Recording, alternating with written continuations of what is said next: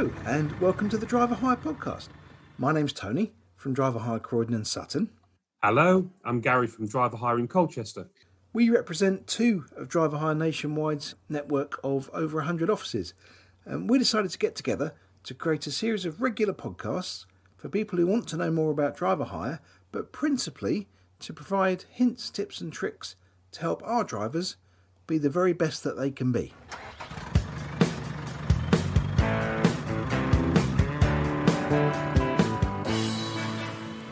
Hi Gary, how you doing? I'm very well, Tony. Well, this is different. This is a driver hire podcast first.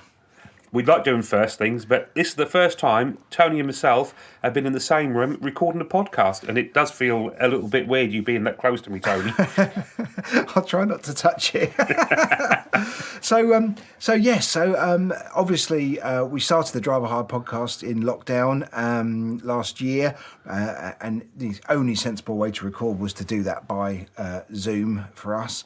It's really nice to be able to meet up and do this together like this. So long may it continue. Good. And you might explain to everyone why we are meeting up together, and it wasn't just go to the pub last night. Yes, we did go to the pub last night, but the reason why we're together is we've been out shooting a video. We've taken a look at some roundabouts, and we're doing an explanation of some of the more intricate details of roundabout signs that perhaps not everybody knew. So we've certainly learned something in doing it. Yeah, very much so. You've taught me a few things. I don't know what them little symbols meant, but I do now. Yes, exactly. Yeah. Okay, so this podcast is really to bring you up to speed with some of the changes that are being made to the acquisition of HGV licences. So the last few podcasts we did were about gaining HGV licences, but there are a few proposed changes. Yeah, the government have stepped in and said they'd like to speed up the process, how we can get driving licences. For example, we always had to go to a Class 2, a 3-week gap before we went to a Class 1. But that's looked like it's got to be changed, Tony.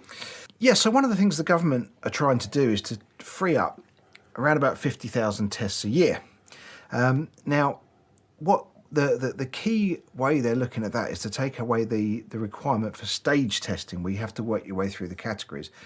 Now, the pass rate at the moment for an HGV test is something in the order of about 54%. That means, on average, if a driver's going to have to take a Category C test with a kind of half chance of not passing it, and then take a C plus E test with a half chance of not passing it, on average, to get through from C to C plus E, i.e. to be able to drive an Arctic, you're likely to have to take 3 tests to achieve those 2 passes, on average. So what the government have said is, if we can skip that stage, that Category C stage, where you can go straight to an Arctic, then that will free up a huge amount of tests to allow people to go straight to that Class 1. Yeah. But the other thing is that they've removed the need for B plus E testing. So B plus E, obviously not as relevant to HGV drivers, because this is effectively a car towing a trailer or a small van towing a trailer. But the reason why that's important is because they use, or used to use, the same testing facilities for the B plus E tests as they do the C plus E tests, which means if those B plus E tests aren't going ahead, then we're in a situation where there's more tests available for HGV. And I guess it frees up more examiners as well to help on that process if we've got the right qualifications. Yeah, exactly. Yeah, so let's run through the specific changes then and what that actually means. So this first one then is this B plus E. So it used to be the case back in the day when we were young, all those years ago, a few waistline sizes smaller and a bit less hairy. Thank you. Yes, but it used to be the case. So I passed my car test in 1985, and in 1985, I was given not only the car licence but the trailer licence. So B plus E, although it wasn't called B plus E in those days, but effectively I passed the test in a car and I was given the licence to have a car and trailer. And we carried on doing that right the way through to 1997, Correct. when stage testing was introduced. So really the situation with cars is that we're going back to how we were before, and that will free up something in the order of 30,000 tests. Yeah. And what it'll mean for most people now, for example, I'm a caravan tower. I can tow normally because I had my licence back in 1984, showing my age here, Tony. But my son, who's 21, wouldn't be able to tow the caravan. When this gets ratified through Parliament, he will be able to tow that caravan. Yeah, exactly. Yeah. So the next thing then is this stage testing of category C to C plus E. You don't have to do the rigid to be able to get the provisional to do the Arctic. So again, this date of 1997 is significant because up until that point, and this is what I did, I passed my Class 1 in 1989. I went straight to an Arctic. I didn't even drive a rigid vehicle till long after I passed my Class 1 test. So really we're going back to that system. And there's lots of talk about whether that's good or bad, and we'll get to that in a bit. And then the other significant change is, and this is, I think, is probably the more controversial of the changes. Maybe that's just my opinion, I don't know.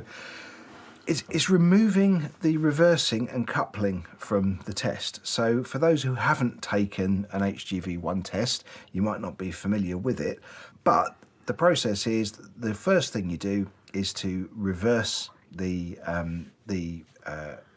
tractor and trailer into a garage of cones. So it starts with a blind side reverse around a pole in the middle of the yard, and then the good side reverse into the garage. You're also required to demonstrate that you can uncouple the trailer and recouple it safely. But they're removing that element from the test.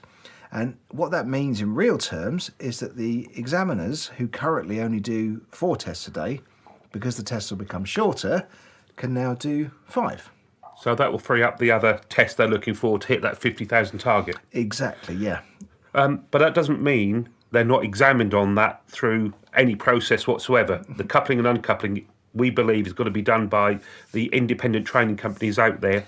Yeah, exactly. So it doesn't mean that we're going to be putting Arctic drivers on the road that don't know how to reverse. That would be, Ludicrous.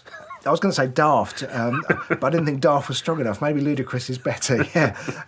Yeah, obviously, the last thing we need as a country is untrained Arctic drivers trying to reverse into loading bays across high streets to get round the back of the supermarket or something. No, of course.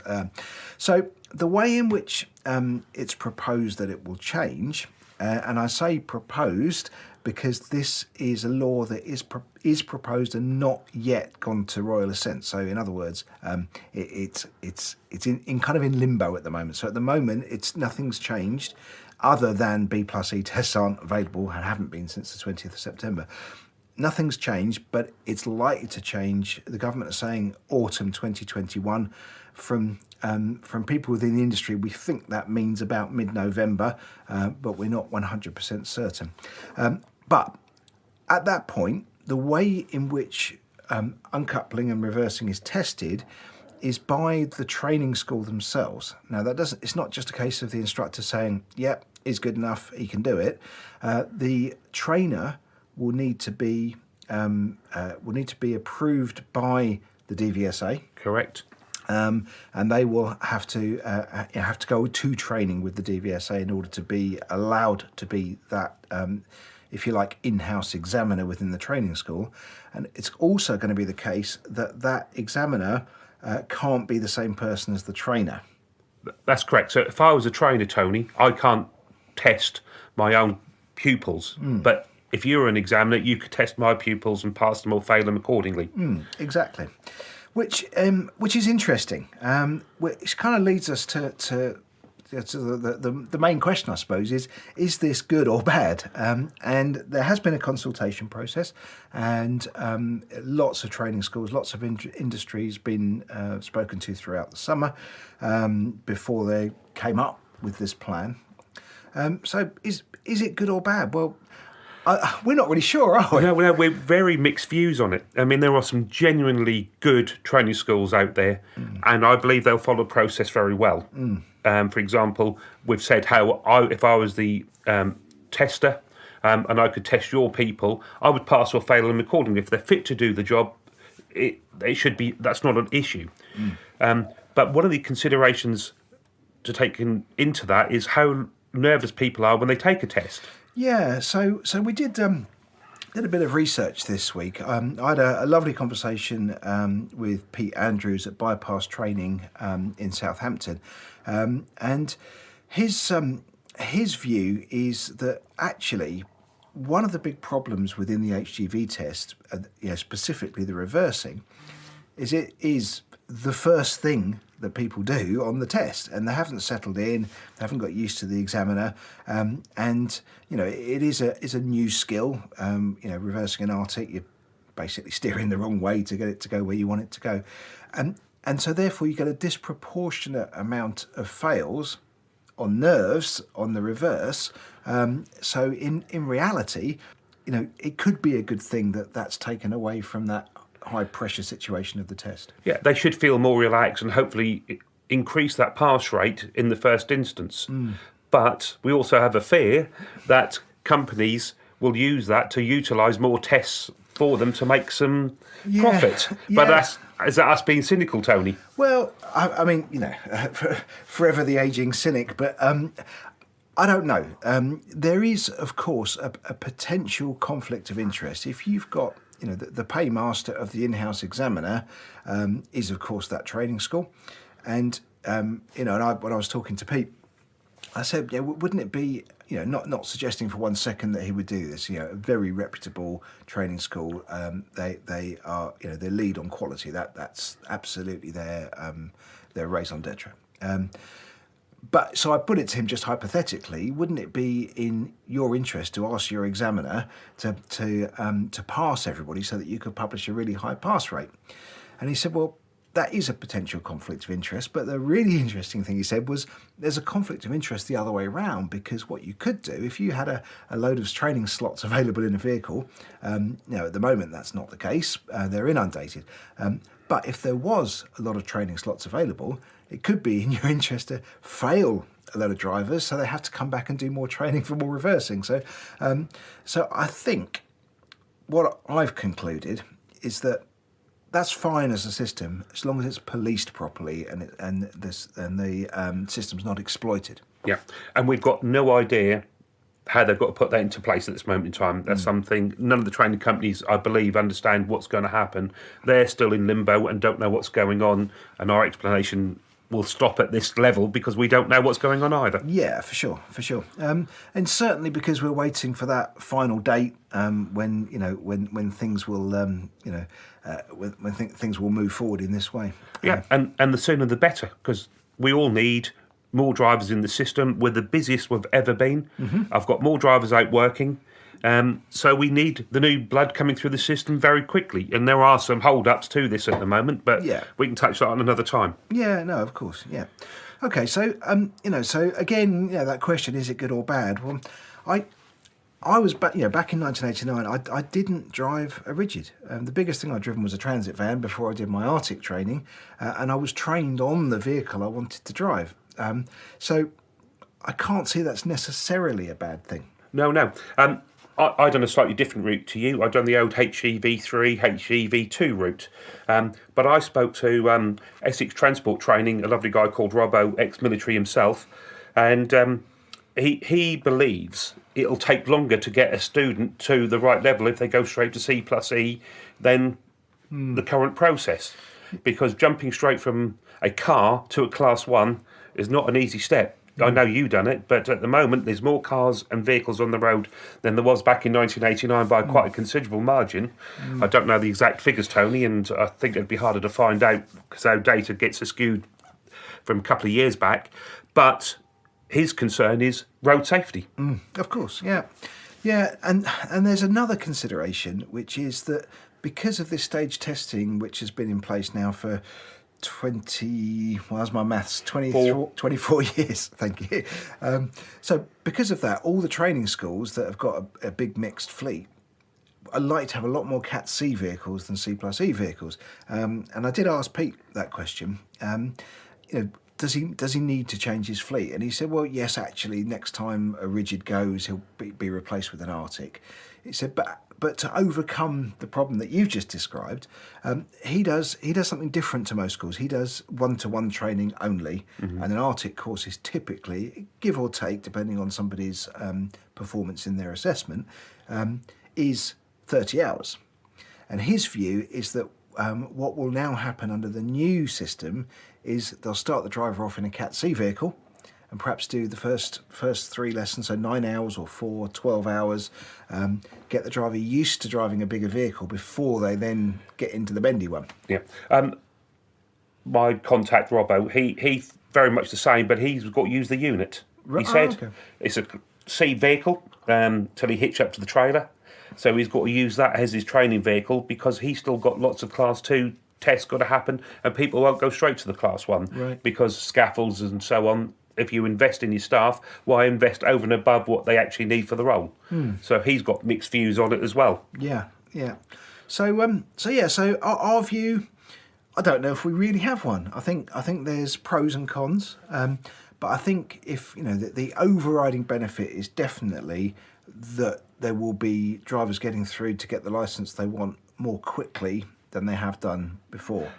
I'm all for a change because the system isn't perfect. And we know we need more drivers in the industry because we are busier than we've ever been.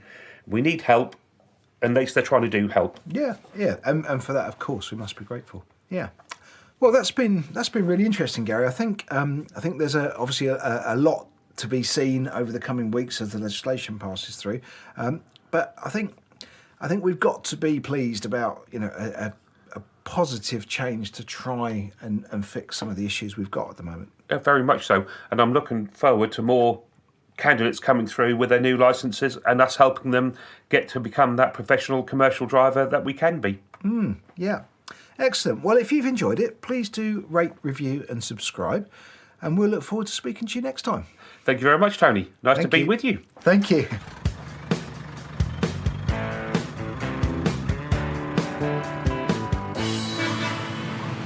You've been listening to the Driver Hire Podcast, and thank you very much. And as goodbye from myself, Gary Richards at the Colchester office. And from me, Tony Goacher at the Croydon and Sutton office. If you'd like to get in touch with us, you can find us at thedriverhirepodcast.co.uk. Thank you very much for your time. Bye-bye.